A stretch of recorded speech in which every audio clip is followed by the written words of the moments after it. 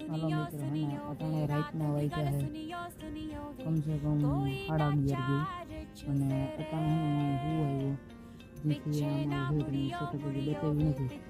અને તમને વસ્તુ દેખાડવા માંગુ જેમથી એને આજ મારી આખી રાતની પરેશાની જવાનું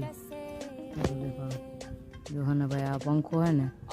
અટાણે બગડી ગયો હોય હવે ભાઈ સ્ટ્રગલ કરતા હોય ને એને જ ખબર હોય કે હે ને કઈ રીતે કરવું તો પૂરી સાઈડ છે ને મચ્છરદાની બાંધી એની ઉપર ખાટલો હોય ઘણા કે ખાટલા ઉપર હોઈ જાય છે એમાં એવું હોય ભાઈ ગરમી થાય એને